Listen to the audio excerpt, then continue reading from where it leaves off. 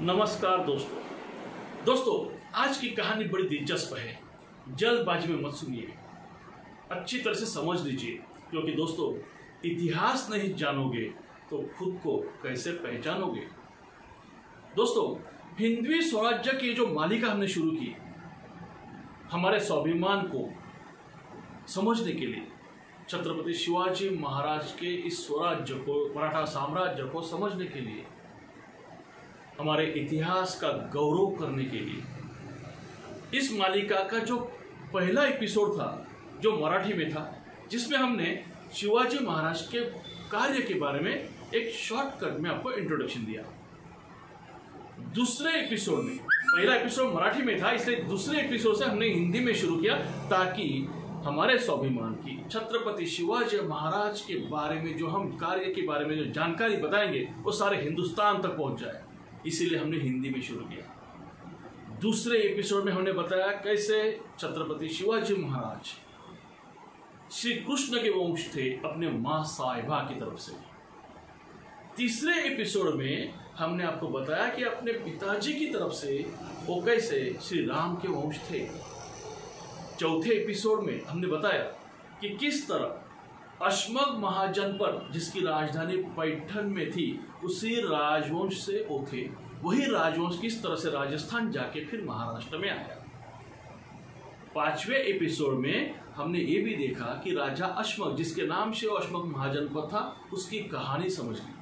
हमने उसमें ये भी देखा कि श्री राम के जो पूर्वज थे, जो कि प्रथम कुल पुरुष जिसे कहते हैं, जिनका नाम था भगवान ऋषभदेव, जो जैन धर्मियों के भी संस्थापक है, उनके प्रथम तीर्थकार है, वहां से लेके हमने उनके जनरेशंस के बारे में काफी जानकारी ली। और हमने ये भी बताया कि किस तरह भगवान गौतम बुद्ध का जन्म भी उन्हीं के राजवंश में हुआ।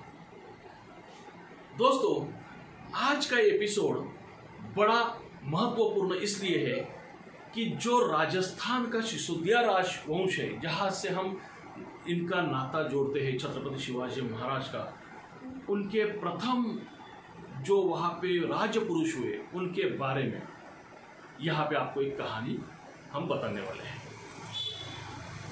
हमने आपको बताया था अभी तक की कहानी में कि किस तरह से अश्मक महाजनपद से ये राजवंश यहाँ से निकल के आगे उत्तर भारत में गया, जो भी राज्य के उलथा पालत हो गए।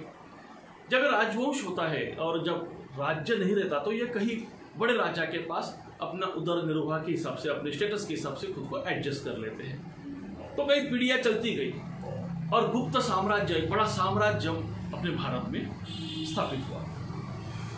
कई पीढ़ियों के बाद उस साम्राज्य का भी पतन शुरू हुआ, और उस पतन के वक्त उनके सेनापति भट्टारक, जो इसी राजवंश से जुड़े थे, जो अश्मक महाजनपद से वहां पे गया था, इन भट्टारक ने क्या किया, जो कि सेनापति थे, जब गुप्त साम्राज्य का पतन हो रहा था, भट्टारक ने खुद का राज्य स्थापित किया गुजरात में, वल्लभीपुरा, वल्लभी कहते हैं वल्लभीपुरा, वहां पे उन्होंने खुद का राज्य स्थापित किया। उनके राजवंश को उन्होंने नाम दिया मैत्रक। ये मैत्रक नाम था सूर्य का, क्योंकि वो जानते थे कि हमारा राजवंश जो सूर्यवंशी है, जो कुश से है, जो श्री राम के वंश से है। वो खुद को रघुकुल समझते थे, वो खुद को सूर्यवंशी समझते थे, और इसीलिए उन्होंने अपने वंश का नाम मैत्रक रखा।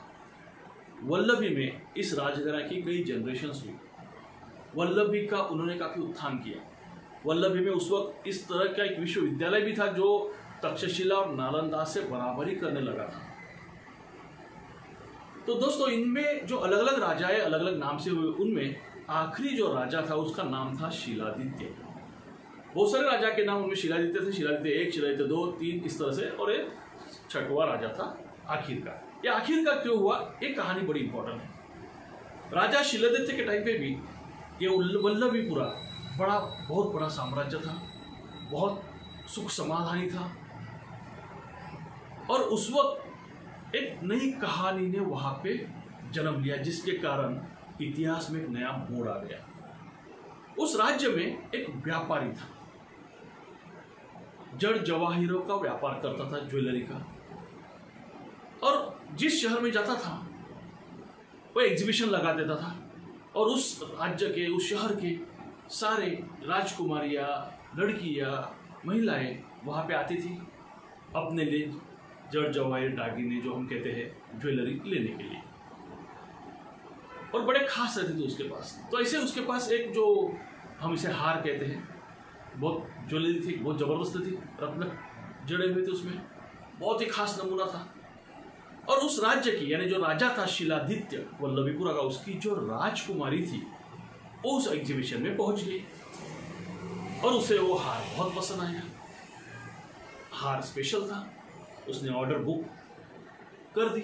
जैसे उसने ऑर्डर बुक कर दी, व्यापारी की जो लाडली लड़की थी उसने कहा, पापा ये हार मुझे बहुत ज़्यादा पसंद है, मैंने कभी आपको कुछ मांगा नहीं लेकिन हार मुझे चाहिए।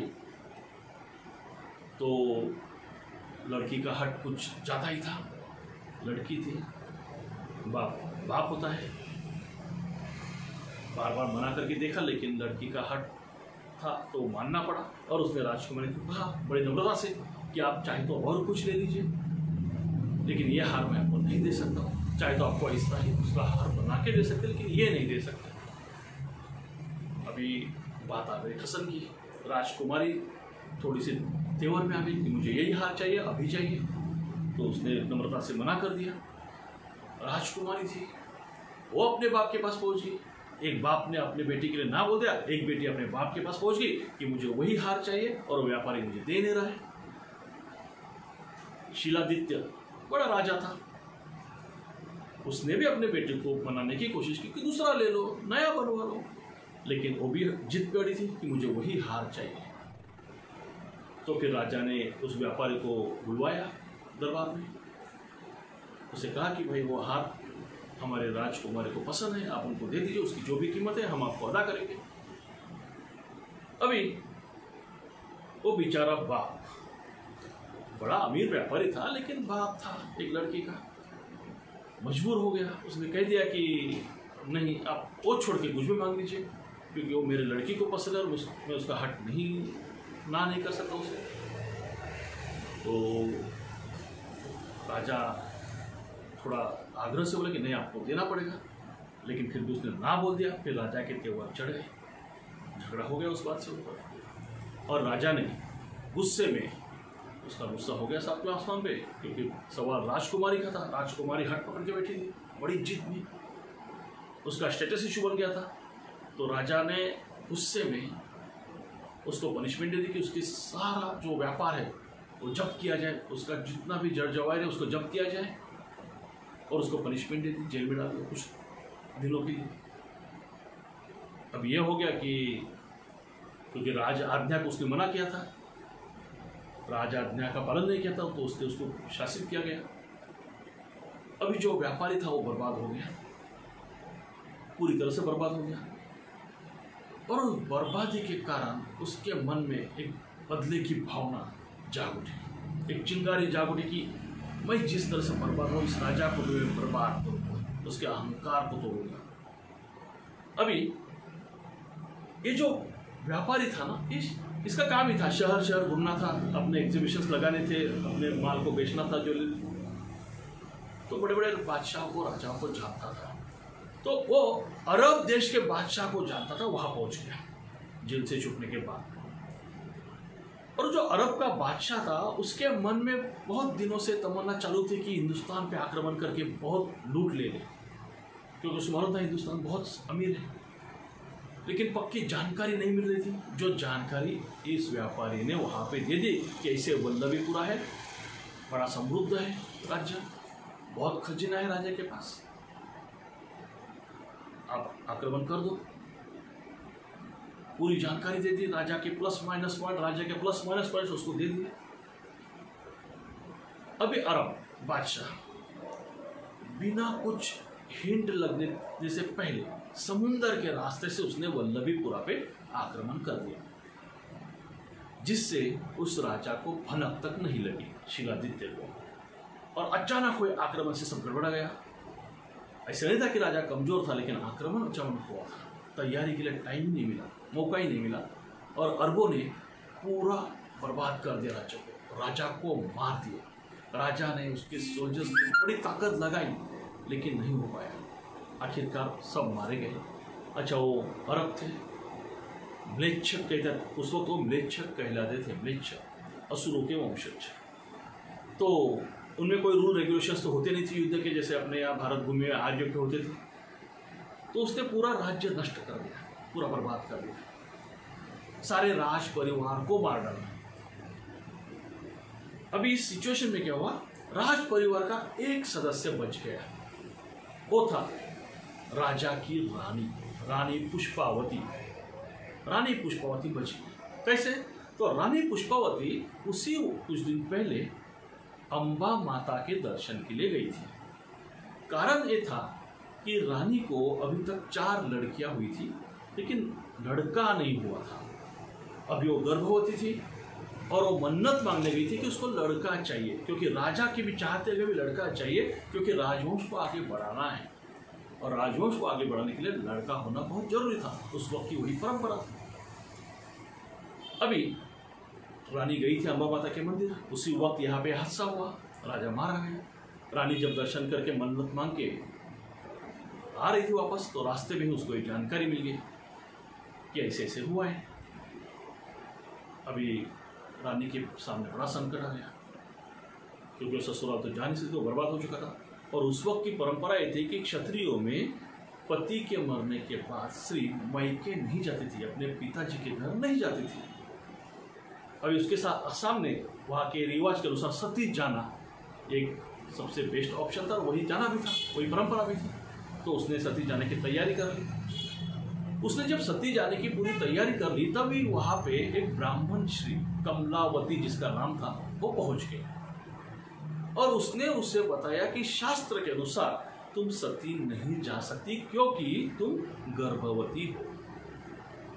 तुम विधवा हो लेकिन गर्भवती हो, तुम अभी सती नहीं जा सकती। शास्त्रों के अनुसार गर्भवती स्त्री को सती नहीं जाना है। अभी तो बड़ा संकट हो गया, वो सती भी नहीं जा सकती थी, ना ससुराल ना मायके। राजा मारा गया था। राजा था तो राजा के दुश्मन भी बड़े होते हैं, बहुत ज़्यादा होते हैं। तो ऐसे टाइम पे सारे दुश्मन से एक्टिव हो सकते हैं।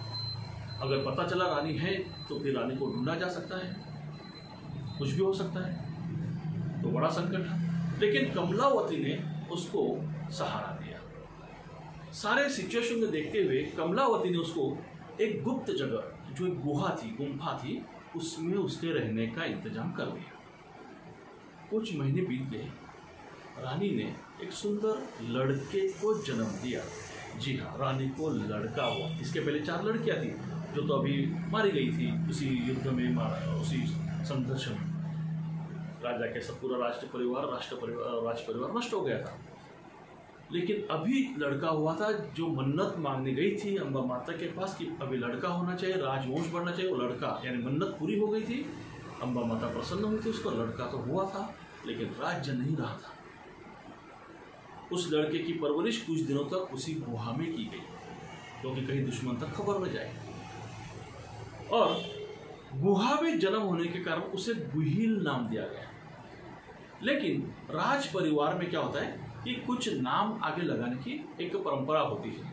जैसे सूर्यवंशी थे, श्री राम के वंश थे, सूर्यवंशी कहलाते थे, इसीलिए उन्होंने अपने मैत्रक राजवंश नाम रखा था वल्लभी में। तो रानी ने उस गुहिल का नाम गुहादित्य रख दिया और इस तरह से गुहादित्य गुहा में बड़ा होने लगा। जैसे उम्र थोड़ी उचित हो गई तो रानी ने, वहाँ एक राजा, जंगल था, जंगल में भिल्ल राजा था, तो भिल्ल राजा के पास शरण ले ली, कहीं से पहचान निकाली कमलावती के सहारे, और भिल्ल राजा ने उनको आश्रय दे दिया। वहीं पे ये राजपुत्र था, वल्लभी का राजपुत्र था। ये उस भिल्ल राजा के यहाँ बड़ा होने लगा, उसी के घर में रहता था, उसी के बच्चों को जो तालीम मिलती थी इसको भी मिलती थी। जैसे वो बड़ा हो गया, किसी कारण से उस भिल्ल राजा का और इसका झगड़ा हो गया, जिसमें इस राजपुत्र के गुहादित्य के हाथ से भिल्ल राजा मारा गया। लेकिन उसने भिल्ल राजा के लड़के को वहां पे स्थापित किया, राजा बना, और भिल्लों की सेना जो उसके सपोर्ट में थी गुहादित्य के, उस सेना को लेके उसने प्लान किया अपना खुद का राज्य स्थापित करने का, और वो आगे गया मेवाड़ की तरफ। उस वक्त उस मेवाड़ को मेदपाट या मेदवाड़ ऐसा कुछ नाम था।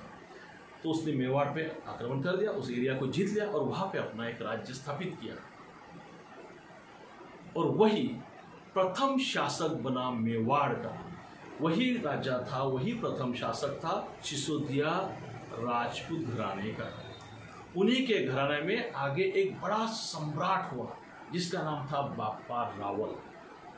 ये बाप्पा रावल इतना जबरदस्त सम्राट बना कि इसके सामने उस वक्त कोई नहीं आ सकता था। अरबों तक उसने खदेड़ दिए, अरबों को हरा दिया। 100 रानियां थी उसकी, 100, 65 हिंदू थी, 35 मुस्लिम थी। और ऐसे क्यों हुआ, उसको इतनी मुस्लिम रानियां क्यों मिली मतलब उसको दी गई, ब्याह के दी गई, क्यों? तो ये सारी कहानी, उसका पराक्रम, और जिसी को उसी मेवाड़ का संस्थापक भी कहा जाता है क्योंकि वो सम्राट बन चुका था, बड़ा राज्य स्थापित कर चुका था, स्वतंत्र राज्य की घोषणा उसने की थी बाप्पा रावल ने। लेकिन उसके जीवन में भी बड़े उतार चढ़ाव थे जो हम आगे के कहानी में देखने वाले हैं। और क्यों फिर उसने संन्यास लिया, किस तरह से वो महादेव का भक्त भी बना, तो ये सारी चीजें इस कहानी में, बड़ी दिलचस्प कहानी हम अगले एपिसोड में देखने वाले हैं। उन्हीं के राजवंश से, बाप्पा रावल के राजवंश से आगे महाराणा प्रताप भी हुए हैं। उन्हीं के राजवंश में राजा रतन सिंह भी हुए हैं जो पद्मावती के पति थे। उन्हीं के राजवंश में राजा रतन सिंह के ही टाइम पे उनके जो चचेरे भाई थे राजा लक्ष्मण सिंह, उसी के वंश से आगे जो जनरेशन महाराष्ट्र में आई वो थी, जिसी जनरेशन के आगे शिवाजी महाराज का जन्म हुआ।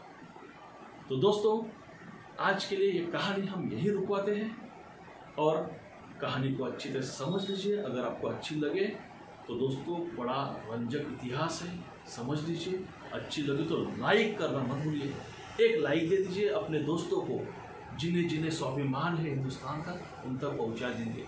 जिन्हें छत्रपति शिवाजी महाराज के बारे में समझना है, उनके स्वाभिमान के बारे में समझना है, उन तक पहुँचा देना।